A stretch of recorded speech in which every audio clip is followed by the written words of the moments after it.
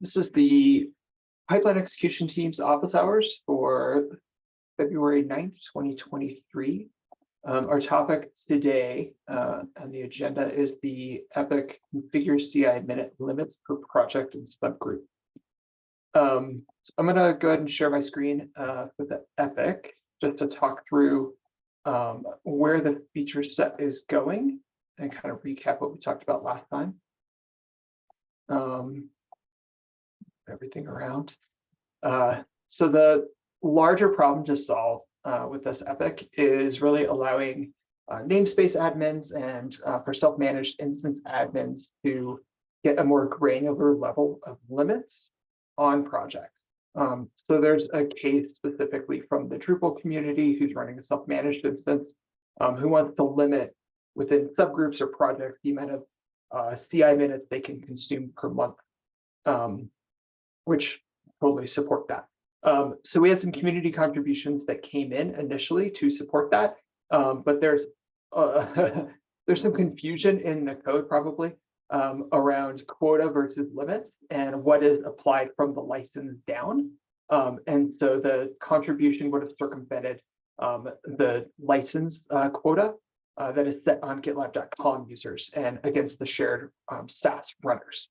And so we put a pause on those MRs just to kind of take a step back, define all of the use cases that we wanted to address and make sure that we had the issues created for those.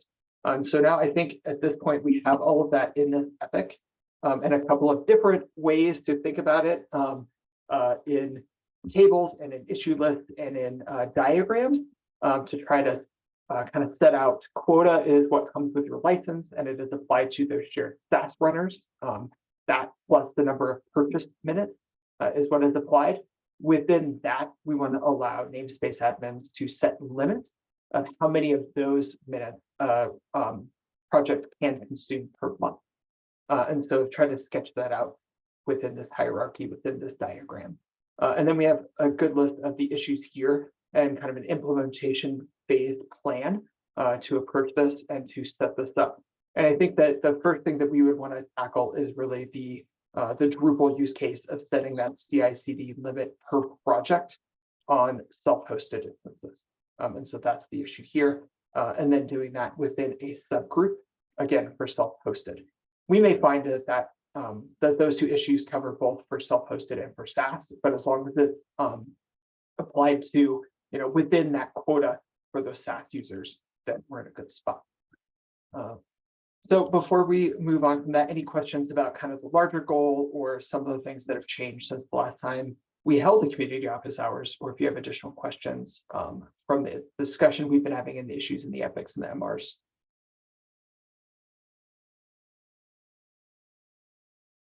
All right, well, I'm going to hand it over to Caroline and Drew to talk a little bit through some of the technical details of where we want to store these things and some of the ins and outs of that.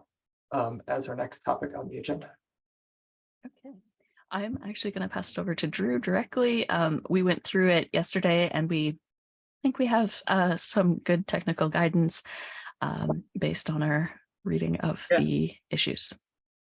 I will I'm going to put a merge request link into the Zoom chat for everybody right now.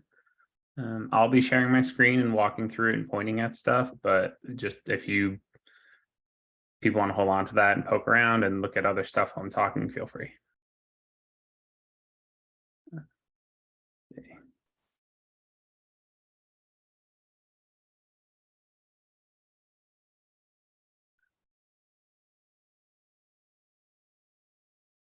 Okay.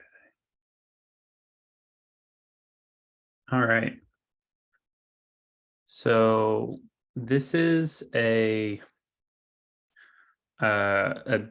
sort of draft that Caroline and I worked through that we did not cover like the mechanics of how to set them, like which API, like what the endpoints are going to look like. That's stuff that we would leave up to implementation.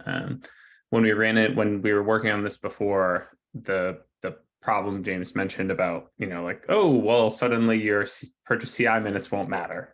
We were focusing on like, what's the design of that going to look like to make sure that, everything else will will not, break some of our existing logic. And largely the difference in the way we designed this draft is that we've sort of implement a hard limit that can like be set at any level in a group and project hierarchy. And then we compare that limit, that's the thing we're talking about adding, that could be configurable based on your top level namespace. It would be a default for everything within a namespace, and a subgroup you can configure something different. But at the individual project level, where we say in this project, like, what's the number of minutes where we stop processing? And I promise I'll explain this and it won't look like it does now. You might feel better about this. But essentially, a project can have here an explicit limit from an admin that says this project gets 537 minutes. That's it. We compare that to an inheritable limit that can be set on any group in its hierarchical chain. And so this will get passed down. If you ask a namespace what its CI hard minutes limit is, it will say, it'll give you its own or its parent group, whichever is lower. And we take the lower of those two if they exist. And if not, we use, and these are, sorry to be clear, these are the direct, like, we take the lowest of any number. If somebody configures this for subgroup B, it is the hard limit for everything in its projects, in subgroups of that subgroup. Like that's like a rule set top down. There's also down here, there's a separate inheritable default, which is, I think, something that Drupal is interested in, that if it's sort of saying, if there is no discernible default, not just that it's more or less, like if there's nothing in these two hard limits, just use this one instead. And so the use case of, we have 30,000 projects and we'd like all of them to have a limit of 400, except for a few that we go and specify, but like mostly it's 400. This would be configured to 400. That makes sense, Drew. And that's exactly right to describe our use case on the sort of Drupal scenario. Yeah, great. Thank you. The important difference here is that this is not selected as using a greater or less than comparison. So like these two hard limits, you take the least of, which is sort of a hierarchical permission thing, right? Where if a top level subgroup says this is the limit, no subgroup can decide to use more. If they don't, if this limit is specified to 400 broadly across whole organization, multiple subgroups, you could still come in here and say, well, this one project gets 30,000. And if we have it, we will not use the default. So there's the explicit hard limits that are always limiting. It'll look up, you always take the lowest limit that you see in your, reporting in the group hierarchy. And then this only applies if there's nothing, if there is no hard limit in the hierarchy. At the project level, we will then take whichever value we've decided is the right one from those three and compare it to a purchased minutes quota. This is, I've totally hand waved this method at like, I'll make my text a little bit bigger here. This is the current way we determine if you have minutes left. like for .com. So for self-managed customers where there is no, well, there's no concept of plan, there's no monthly purchased minutes, that won't exist. And so we'll ignore it. We'll select the minimum of this one value and it'll be that value. But if this exists, if there are purchased minutes, we will take the lower of the two. So for us running GitLab SaaS, this will always show up and we'll always take the lower of the two. Drupal, I don't think will ever have this be a value. But as an application, we need to compare what we select kinds of limits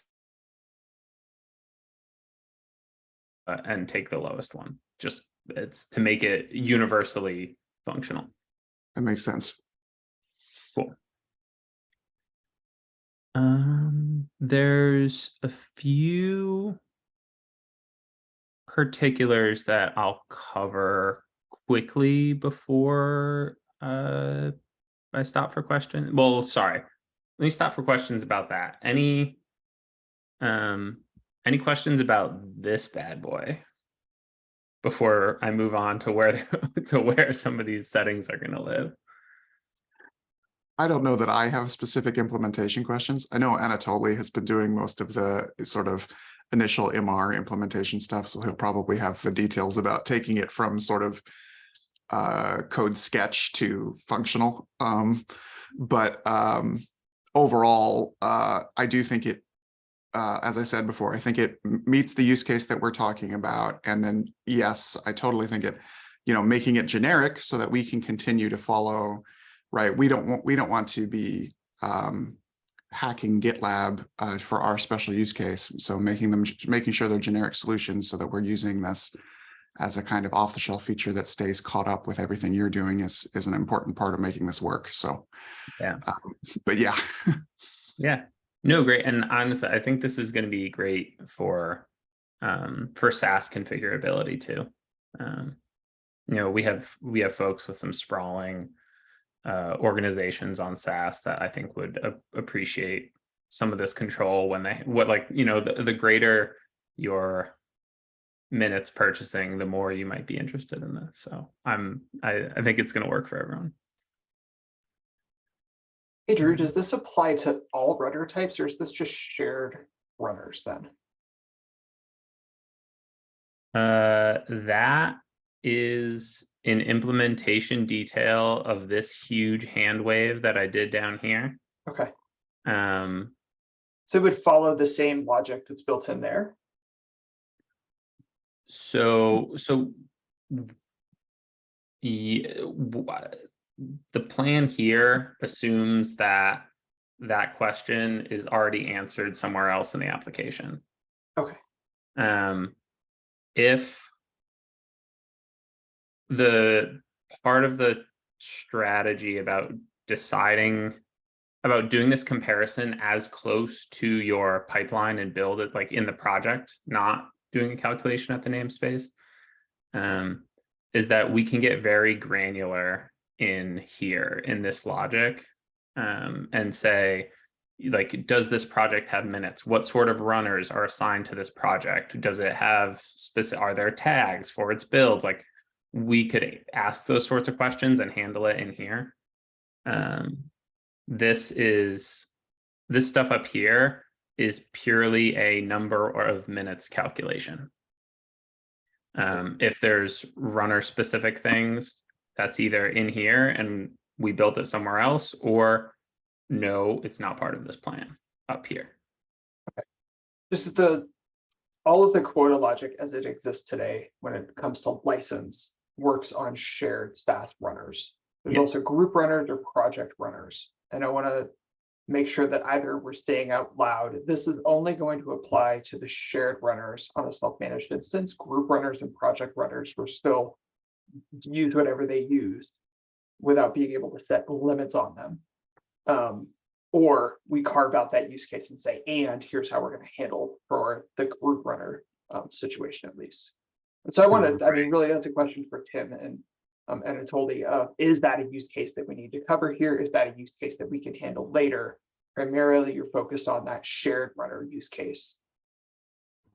I mean, speaking for us right now, yes, I think primarily that's, we are managing runners at large as shared runners for our sort of whole instance for our community. And so that is really the use case we would need to solve. I do think that in terms of making this a long-term generic solution, you're right, it does make sense to think about whether there's configurability on a runner type basis or something like that. But for now, I would say, yeah, focus in on the shared runner case. Perfect. I love reducing scope. So something we'll get somebody from runner fleet management in here. They can figure that out later. Yeah, I got questions why we need default per project limit if, for example, for Drupal case, I believe we can configure it on the namespace level, like the default limit, and that default limit will be like for all the projects. Yes, you're talking about this limit here. Yeah. This limit is configured at the namespace level, which is a group or a subgroup. It can be anywhere. So for example, this would be in the Drupal case when we have all of our projects right now in a single namespace, for partly because of permissions inheritance and partly because of historical reasons for how it defines the Git repo URLs that are the endpoints that people use. And that was a fun read. Yeah, right. Makes things complicated when we're a 22-year-old project. And we're trying not to break anything that might be out there. But anyway, the idea here, I think, Anatoly, if I'm interpreting your question right, is we set one namespace soft default, as it were, which is the okay, any project we don't specify of these 30,000 projects and any new project that gets added to the same namespace defaults to a limit of 400 minutes a month. But if we go in and find all of our projects that qualify as Drupal core projects or Drupal strategic initiative projects, where we're deliberately saying we're going to invest more in those projects, spend more money on our runners and all those things, then those get separate hard limits that override the default, but don't force us to change don't force us to change any other defaults. And then at the same time, that functionality doesn't break sites that do enforce a paid quota. All right. So the logic here is that we first specify defaults and then overwrite the defaults with custom limits. And to implement that in a different framework where we have like limits in everything, we need to have this default as an override. Yeah. Yeah, I would better I would prefer that like override settings, like explicit override, limit override for projects. Because that is what's happening. So the hard limit overwrites the default.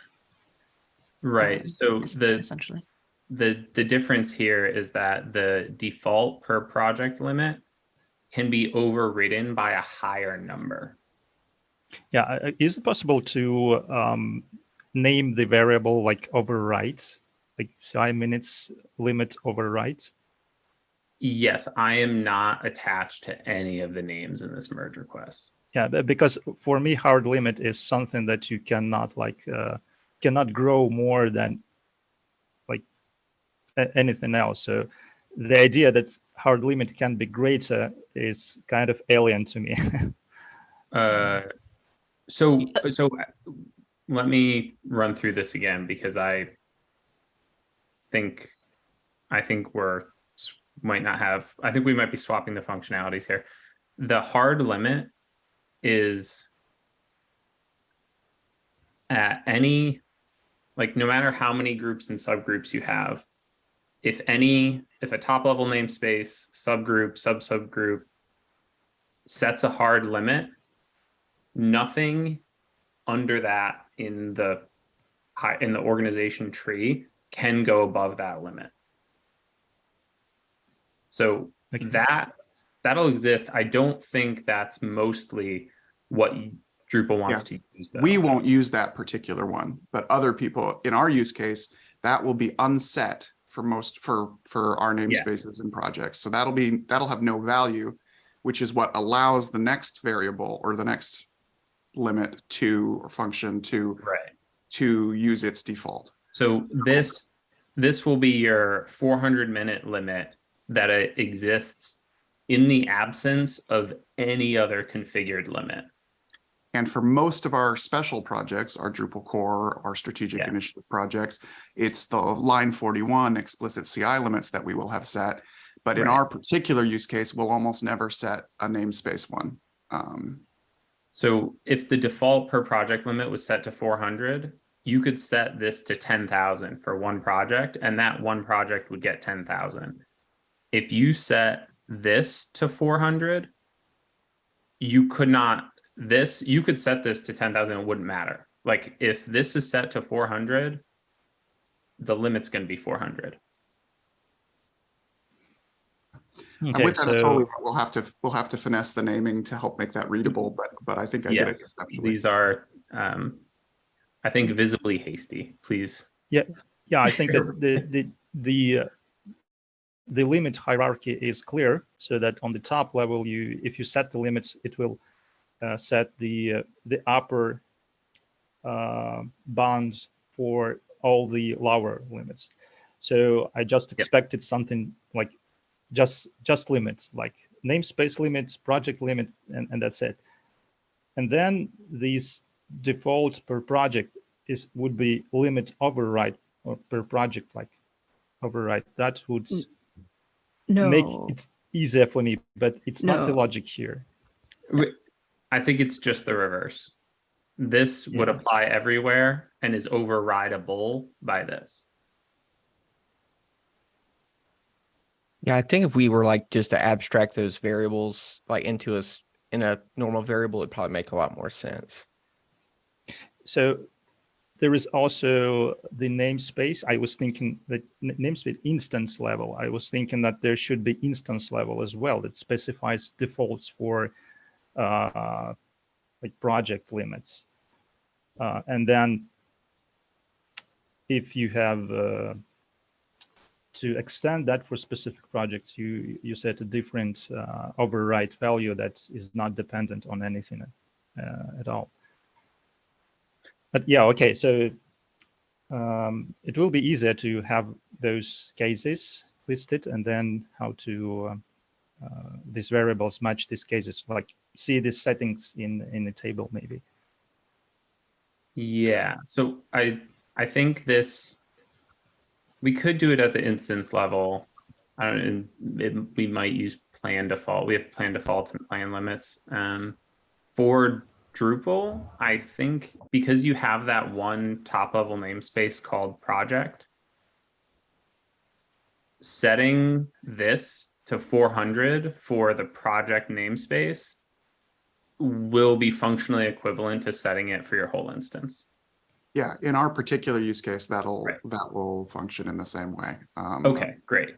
It'll give us the purpose we need, and we have, strictly speaking, right now we do have two top levels. We have a project, and we do have a like community fork, issue fork level. Right. But that's easy enough. That's only two namespaces to worry about. That's not a problem. Not compared to trying to individually worry about the configuration on 30,000 projects. Yeah. Yes. Hey, Drew, do you think you could pull up the epic and that diagram and we could see how these fit in there? Yes. So here's the direct link to the diagram in the Zoom chat. In the Zoom chat. Thank you kindly. I do wonder, will it also help to go through the other chunk of code to like see where those variables are set? Yeah, my next piece was, you know what, I'll have them up in separate tabs with the chart. I'll go back and forth through the schema stuff. That'll work. Okay. So let me push some of my own stuff around here. Right. So this is a sets quota. Right. So instance admin setting a quota here is like, this is somebody at GitLab setting this for GitLab.com. Right. This is that for the whole instance level, we say that ultimate gets 50,000 or whatever it is now. And important keywords to track here are quota and limit. Yes, I spent a lot of time reading about the words quota and limit in the last Fair enough. Yep.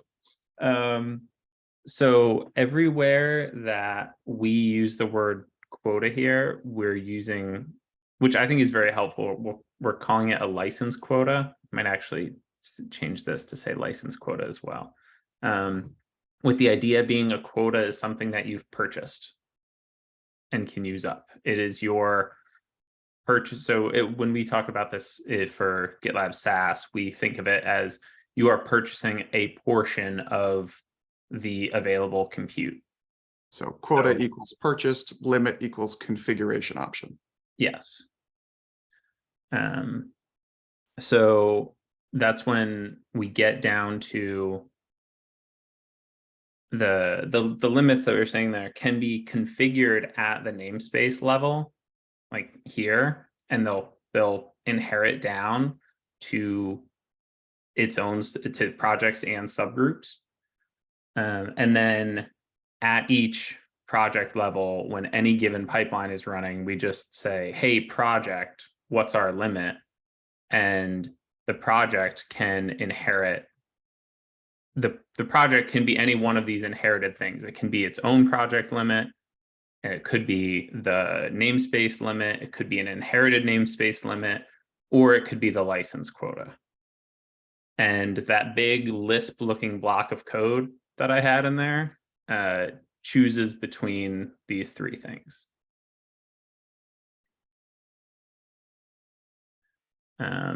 Let me switch back over to talk about some of these columns. We're planning on having stuff moving around. Project limits, like an explicit project limit for one project is pretty straightforward. That is a column on project CI/CD setting. And the one that lives on project CI/CD setting is a really straightforward limit. When a project wants to know what its limit is, we just say, did somebody give this project directly a limit? And is it less than the one that the namespace says we get? Take whatever the smallest one is. So this is just an integer. It'll sit here and then get compared here. That's the whole thing.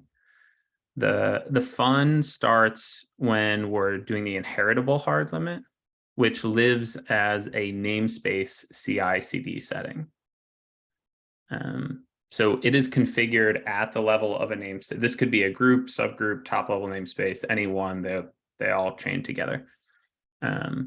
And for any given namespace, we see if it has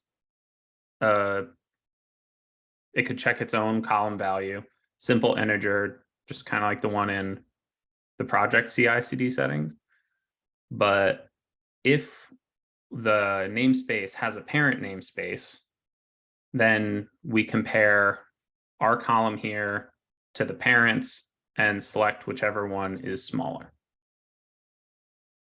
So this is still in the hard limit world where every group in a hierarchy chain can configure its own limit, but whenever a project asks what the limit is, it will ask and it'll get the smallest limit available. Does that make sense? Yeah, but why? I think it will be like several database queries to get those values for each of the namespace. And if I believe it's n+1 problem or something, I was reading the last week. Is it possible to just extract all those hierarchical limits in one query and then just select minimum from that? It's certainly possible. I left a note in here about talking to the database people when we're building this. We have some practical limits on namespace depth. I can't pull them up in front of us right now, but like people don't have 1,500 nested namespaces like deep. There is a practical limit on that. So your n+1 might get to like 3 or 4, I think. And so having a practical limit on the number of queries that can actually happen, there's a judgment call to make around, do we want to make 3 or 4 very simple queries, or do we want to make one more complex query? And that will depend a lot on like the query plan. We'll see what performs better, what our plans are for scaling, and make that decision at the time in the MR. For the purposes of this was the simplest way to like explain it. So I wrote it this way. Yeah, I just thought that in Rails, there should be some kind of construct for fetching those hierarchical settings, because basically every setting in GitLab is hierarchical. Yeah, we have tooling for that. I would use it when we need it. And I just don't know yet. I was writing up this draft this week, and Caroline and I said that this seems like clear about the business logic, which is really what this draft here is demonstrating. So as long as we have that, I'm perfectly open to whatever query seems to perform better. That's a great thing to call out, because it could go either way, and I do not have any opinion yet. Okay, so it's prototyping. Got it. Yes, yeah, for sure. Right, which is why I named stuff like this. So that's the anyway. So this is the currently recursive, kind of simple, look up the chain, grab the smallest answer, and come back implementation of that hard limit, where we always take the lowest value we see. No project under that value can ever go over. That's the end of it.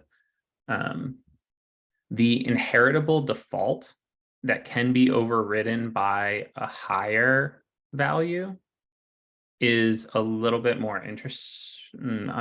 Interesting. We have tooling for cascading namespace attributes.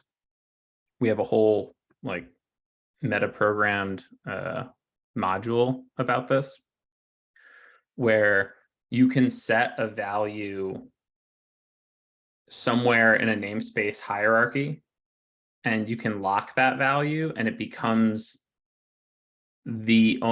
everything below will use that figure.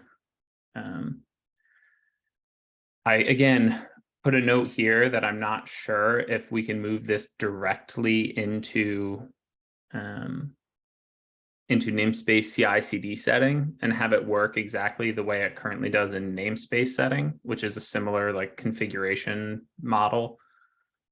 Just we have our own for CI because there's a lot of CI stuff. So whereas with the hard limit, we will always traverse the namespace hierarchy tree all the way up to the root and then take the smallest number. With a cascading attribute, we traverse until we get a number, any number. And then we say, that must be it. and then we return. There's a lot built into here. We can poke around in that later. I'm probably beyond the scope of this call. But the key difference is that we don't do any comparison of the values. We just say, oh, we've gone up the tree and we found the setting that's closest to us in this project, so that's what it is. The Drupal top level project namespace could set this to 400 and everybody gets their default to 400 because we haven't specified otherwise. And then there could be a subgroup of 1,000 projects under that project top level namespace. And you could still say, well, the default in here is going to be 1,000. Like these is some special group of projects. We're going to give them a higher default. And those projects will get 1,000. The proximity of the setting to the project, the proximity of the project to the setting is what determines which setting we use. It just goes and it gets the closest one, not necessarily the greatest or least one. So that's what will make the 400 overwritable for some specific projects. Is that like we don't look for this until we see that we don't have this. But all of this, both of these limits are configured at the namespace level. So they'll be configured once and they do apply in their own particular logic to everything under that namespace.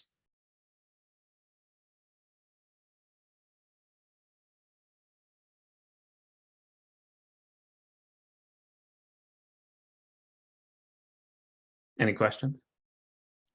I think it follows. That's making sense. I mean, to Anatoly's point earlier, right? We're in sort of prototype phase, but Yep. that makes it clear and readable. So that's helpful. Yeah, no, this is very much demonstrating our way out of the business logic problem. This is the. I don't expect this particular merge request to be picked up. Is it possible to say on which level the limit is set, both for default and for hard limit? Because for debugging purposes, when something like goes wrong and limits, like your minutes are over, you probably want to know which limit trigger it is. Yeah. Yeah, we talked about this. There's nothing here in this this draft that details that. All we're doing is passing around integers. But I think, and Vitica, I'm not sure if we have designs or anything for this yet. We haven't talked about it. A note that says you've hit a limit set by this person or at this group level makes a lot of sense to me. So it'll be traceable. We can hopefully link to places where the limit is. So if or at least tell you have to contact somebody from this group, contact an owner of this group to change your settings. Yeah, because I think. Sorry. I just wanted to mention that I think there is a banner in place. I'll quickly go and check and post here. The plan was to have it out of scope for the MVC to have the UI to display what value was causing you to hit your limit. Yeah. But that would be a follow-up issue to add that. For the Drupal case, it will hopefully be fairly obvious since you only have like 2 levels Right. at this point. But yeah, once you get like subgroups and things, it'll be much more confusing as to where the limit is being hit. Totally. Yeah, I'm not thinking about UI, but I think that if there is a detection of that level here in the code, there will be comments with specifying which limit is hit, it will make code more like readable. Or because the error message would need to specify what is the exact condition here. Is there like something not set and then something set and overridden, like the tricky stuff like this? So at like check runtime, there's no reason when we pass back one of these integers, we can't pass back the full path of the namespace to say, hey, here's where it is. So that's easy enough to do. It doesn't really require any extra querying or heavy lifting. We already have the records available. And we could also bundle some of this stuff up that, oh, this is just in setting. We could probably use it from right here. The way this is written, I don't think we'd have much trouble just demonstrating an entire limit hierarchy as a view. Like we query the whole hierarchy and then pick which limit is lower. I don't see a reason why on a project CI/CD settings page, we couldn't query the whole hierarchy and say, here's everything that you're subject to. You set a limit in your little subgroup of 10,000, but the group above you has it set to 1,000, so your limit's not going to matter. Like there's this design is amenable to that for sure. Yeah, because in the past I used those hierarchical interfaces for setting authorization rights, and I believe that will be really useful for understanding how it's set. For sure.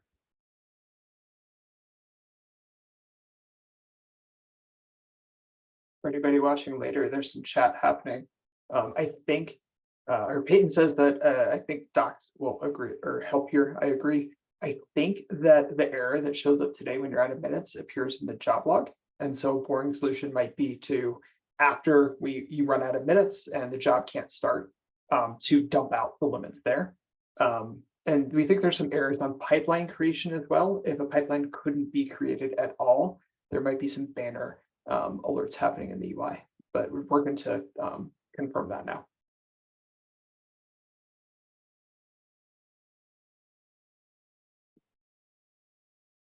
Yeah, hooking into our existing like CI failure messaging might be low effort and unsurprising to people using our CI. And we might not even have to like make it an MVC, like so we don't get into the UI, because I would say most of those error messages are generated from the back end anyways. So it could just be, dynamically updated. Right. Yeah. We have about 15 minutes left. I wanted to make sure that we had time for any questions from the wider community about specific MRs, to dig into anything and get some synchronous time with those folks in the last 15 minutes here.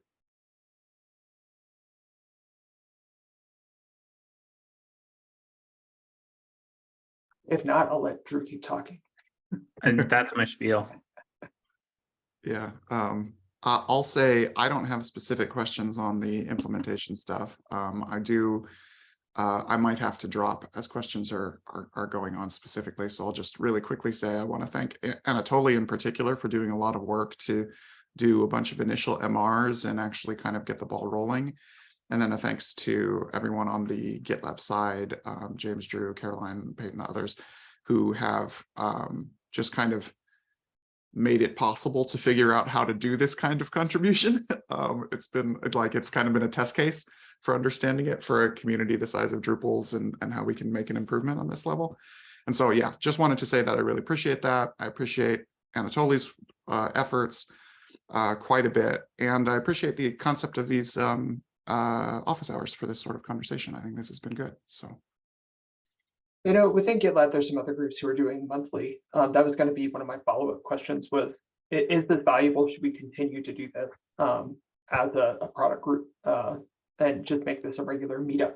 And we can shift times around as well for different time zone coverage. So it doesn't have to be the same time every month. Yeah, I mean, I certainly found this one valuable. I don't know, maybe the pacing, I'm not sure if there's enough activity to guarantee that every month has something new to say, but in this case where it's like, hey, you've internally kind of re-sketched out or re-prototyped the business logic, and that gives us meat on the bones to talk about, like, then this sort of makes a lot of sense. A good way to get on the same page. At least that's my 2 cents. But someone like Anatoly is doing a lot more brass tacks work with actual MR stuff, so he may have different feedback. Well, I'm just waiting for decisions, so I don't do anything right now. So I'm waiting for the design to come.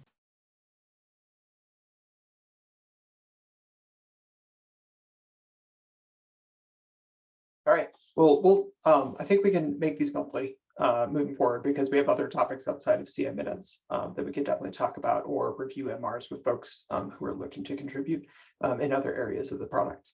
But let's circle back to Anatoly, since you have MRs and you're waiting on decisions. Can we hand over screen sharing to you, maybe to talk through some of your specific questions or where you need guidance to move things forward, so that you're not stuck or waiting on the GitLab team?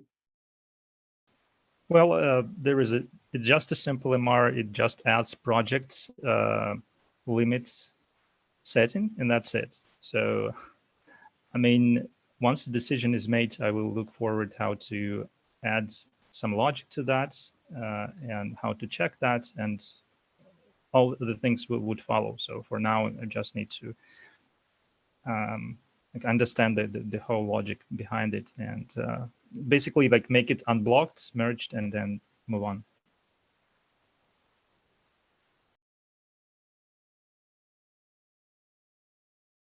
Do you have that link handy, Anatoly? Could you put it in the chat? Yeah, will do right now.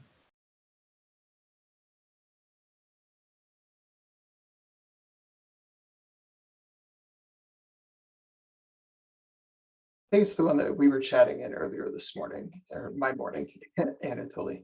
I just shared it in the Zoom chat.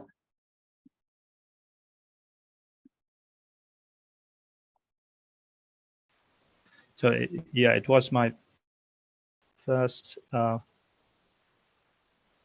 to the GitLab, I believe. So I got into some refactoring of the tests and into the depths of Ruby code for the testing. So it might be not trivial to review. Maybe I should move that part somewhere. That's about delegation of settings. So I made a new piece of code that checks actual delegation because in Rails, there is no mechanism to check if the method is delegated. I made my own. So that's could make its review harder. Mm.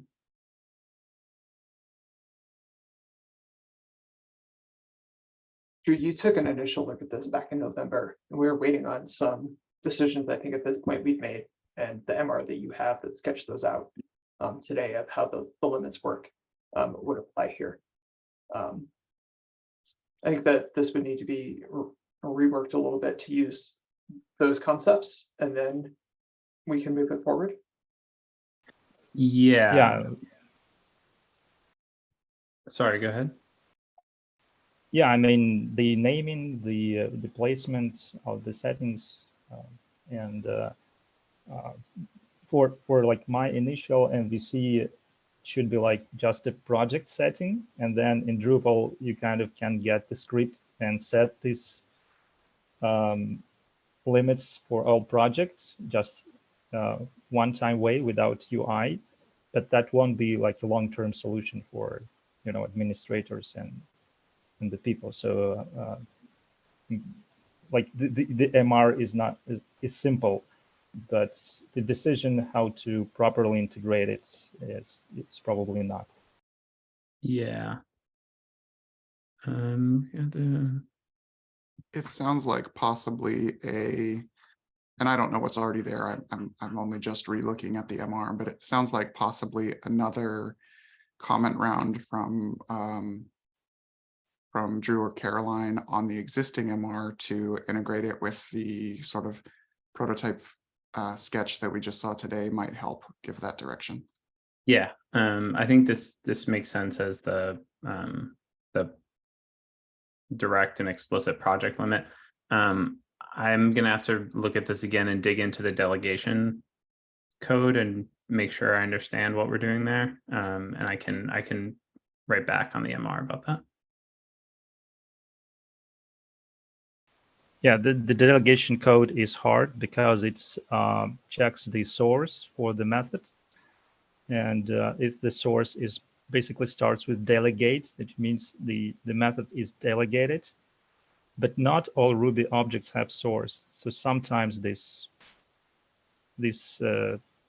code will just fail, and that just happens right now. Like CI tests don't pass because somebody added a property that fails.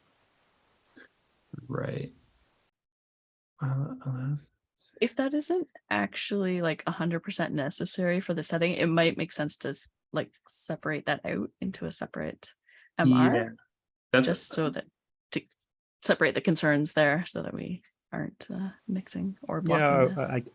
I can try to do this, but because that touch the tests, probably the delegation needs to be merged first. Okay.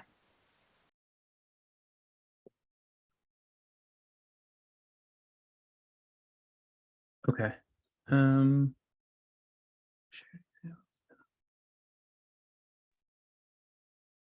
Cool. So it sounds like next steps there are new MR just for the delegation part. And then Drew, you can add comments. So Anatoly, will you open that new MR and take that part out of this one? And we can reuse this. Drew can comment back with the sketched out MR of how to work in those new limit concepts. Yeah, So, I can do this. Yeah. But sorry. should I open a new MR for this setting, because there are like a lot of comments already and commits, so I can split it in two MRs and close this one? Yeah, I think that'd be helpful. While I have you right here, can you give me just a quick this delegation, tell me if I'm on the right path here. The delegation means that when CI/CD settings is destroyed, the delegation function here is to make sure that the limit code remains functional if the settings record gets destroyed. It's more, as I understand, about Ruby moving, like Rails moving those properties to a separate namespace. So the CI/CD settings are not in project. They are in project.CI/CD settings. Yes. So when you destroy this namespace, like with CI/CD settings, and somebody tries to access those properties in project, which were delegated to this project, to this CI/CD namespace, those will return nil. So right. Okay. And that was like hard-coded list, and it didn't really check the delegation, so you have to put your methods in there manually and manually check them.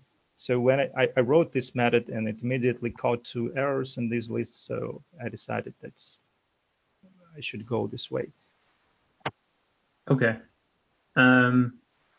Yeah, then I think definitely let's split them up, because I understand the attribute stuff perfectly well and it all looks great. And I'm gonna check out our delegation stuff, because it sounds like we might be testing something in a not obvious way. And I think that's a worthwhile separate discussion to have about how we manage that.